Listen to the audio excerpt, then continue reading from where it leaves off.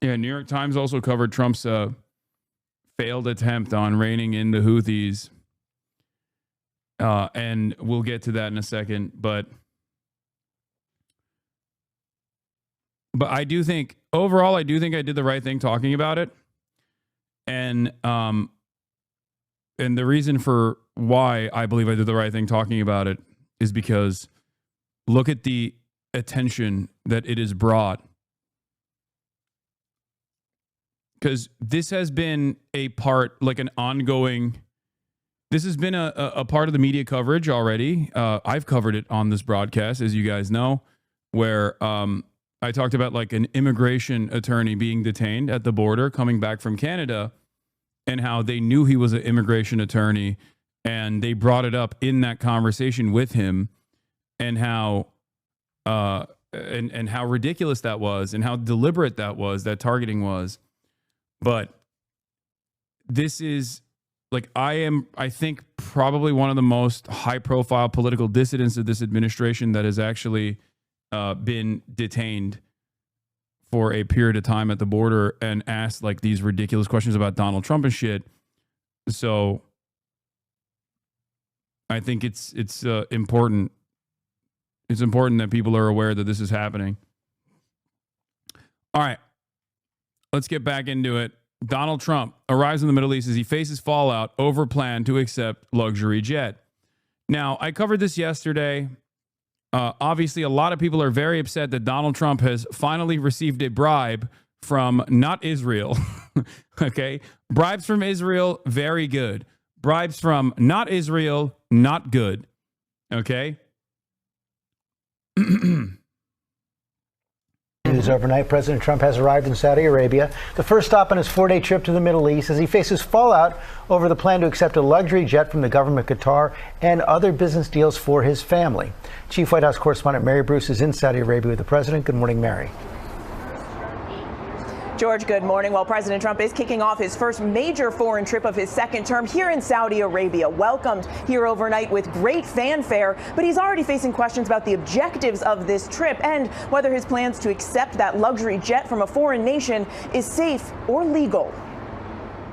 Overnight, President Trump touching down in Saudi Arabia, escorted by military jets, a lavish welcome for his first visit to the Middle East since his re-election. The president greeted by the Crown Prince Mohammed bin Salman, kicking off a 4-day trip that includes stops in Qatar and the UAE. It's a region increasingly vital to the Trump family's own financial interests. His sons, who now run the Trump Organization, have lucrative real estate deals in the works in all 3 countries the president is visiting, including an exclusive golf resort and villas. The Trump cryptocurrency business also recently announced a deal including a $2 billion contribution from an affiliate of the UAE. And the trip is raising eyebrows for that major gift the president is poised to accept from Qatar, a massive 7478 jumbo jet so opulently configured, it's known as a flying palace. I think it's a great gesture from Qatar. I appreciate it very much. The Qatari royal family planning to gift the Pentagon at an unknown date the luxurious $400 million plane to be retrofitted to serve as Air Force One for the remainder of Trump's presidency, a process that would likely carry a hefty price tag at the expense of American taxpayers. I would never be one. Yeah, he can't actually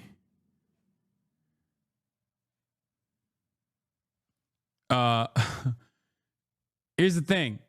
He cannot actually have a normal jet because he's the current president. So if he's going to use this jet to fly around, they have to put like another couple $100 million worth of renovations and upgrades. Because Air Force One has specific specs. So not only is this already $500 million worth, the jet in and of itself is a $500 million. With the extra specs, it's going to be $1 billion fucking dollars. Trump is going to have a $1 billion jet for his own personal use. And if you believe Trump, when he says that he is not going to use it personally once he's out of office, which, by the way, who knows if that ever happens, okay?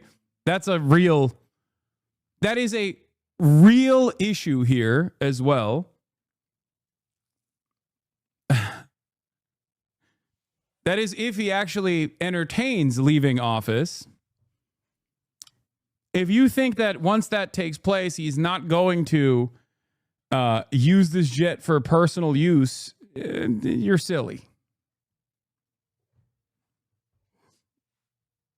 To turn down that kind of an offer. I mean, I could be a stupid person and say, no, we don't want a free, very expensive airplane. The plane would then be donated to Trump's presidential library right before he leaves office. The proposed deal, unlike any other, would almost certainly be the most expensive gift from a foreign nation to the U.S., drawing serious questions about its legality. Attorney General Pam Bondi, who used to be a lobbyist for the Qatari government, says the gift is, quote, legally permissible and not a bribe because Trump isn't giving Qatar anything in return. The president adamant when pressed by our Rachel Scott. Respectfully, sir, though, as a businessman, some people may look at this and say, have you ever been given a gift worth millions of dollars and then not received anything? It's not a gift to me. It's a gift to the Department of Defense. But Democrats and members of the president's own party aren't buying it, saying the deal would violate the Constitution's ban on gifts from foreign heads of state and raising security concerns. Air Force One is the Oval Office, it's the press room, it's the Situation Room, all in the air. Why on earth is it a good idea from a national security perspective to let another country, let alone the emir of another country, give President Trump his next Air Force One? He seems to intend to use it for Air Force One. Do you have security concern? Well, they better sweep that plane from front to back. She had no words. She was stunned. She was too stunned to speak.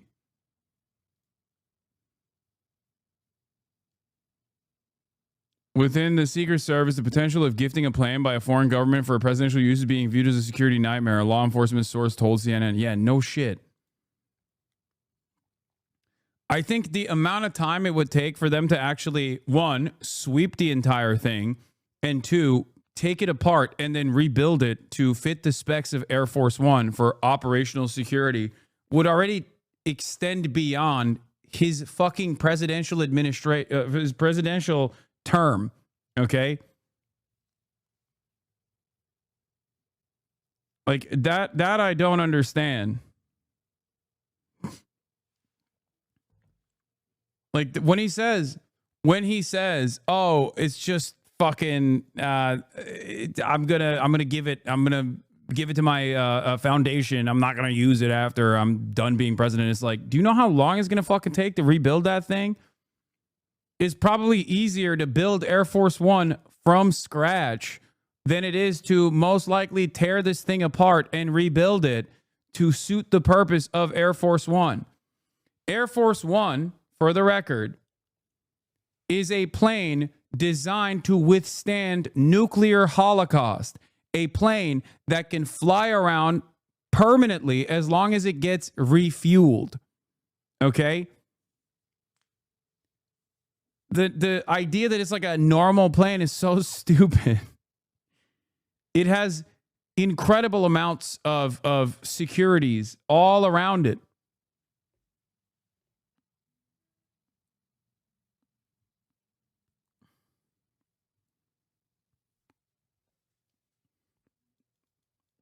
Boeing said the new plane should be ready 2017, 2018. But of course, as you guys know, considering that, I am also funded by Qatar and the major oilers that are my most significant funders. Thank you. This broadcast is sponsored by Qatar. It's great that they are. It's great that they're also juicing the GOAT, Donald Trump.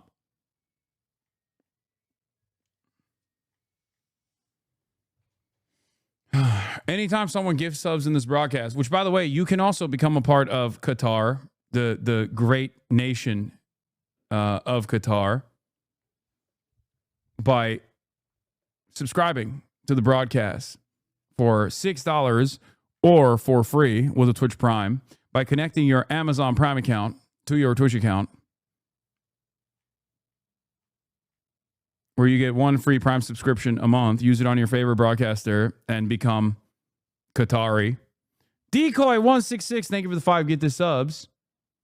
Decoy166 from the Emirate.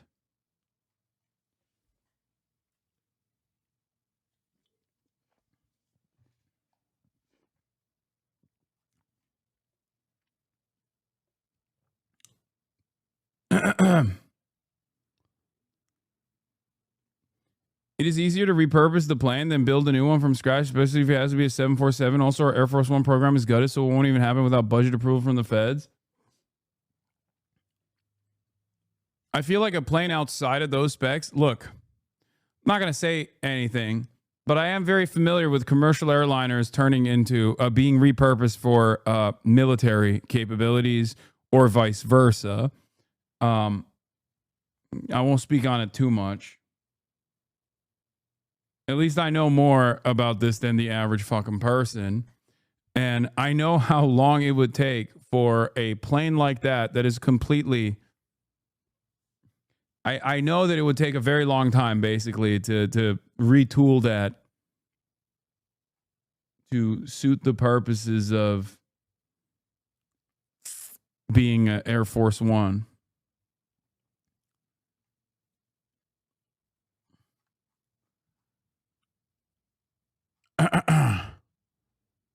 Hold on, I'm like fucking replying to journalists on here on the side. Now, the president has a busy first day here in Saudi Arabia. He is slated to give remarks later at an investor forum with Saudi and U.S. business and tech leaders before attending a state dinner with both the king and crown prince. Robin. All right, Mayor, thanks to you.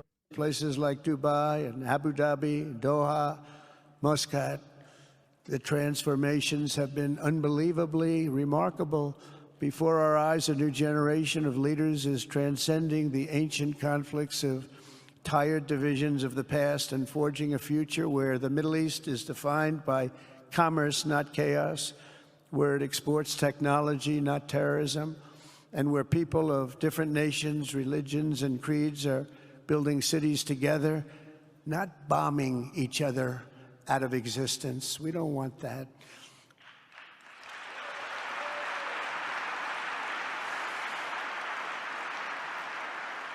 And it's crucial for the wider world to note this great transformation has not come from Western interventionists or flying people in beautiful planes giving you lectures on how to live and how to govern your own affairs. No, the gleaming marvels of Riyadh and Abu Dhabi were not created by the so-called nation builders, neocons, or liberal nonprofits like those who spent trillions and trillions of dollars failing to develop Kabul, Baghdad, so many other cities. Instead, the birth of a modern Middle East has been brought by the people of the region themselves, the people that are right here, the people that have lived here all their lives, developing your own sovereign countries, pursuing your own unique visions and charting your own destinies in your own way. It's really incredible what you've done. In the end, the so-called nation builders wrecked far more nations than they built, and the interventionists were intervening in complex societies that they did not even understand themselves. They told you how to do it, but they had no idea how to do it themselves. Peace, prosperity, and progress ultimately came not from a... Thank you, Bottom G, from the beautiful nation of Qatar, for the 10 gifted subs. Radical rejection of your heritage, but rather from embracing your national traditions and embracing that same heritage that you love so dearly.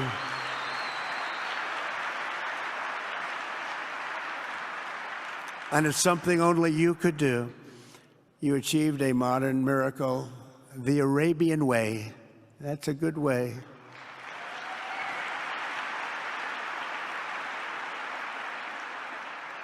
Today, the Gulf nations have shown this entire region a path towards safe and orderly societies with improving quality of life, flourishing economic growth, expanding personal freedoms, and increasing responsibilities on the world stage.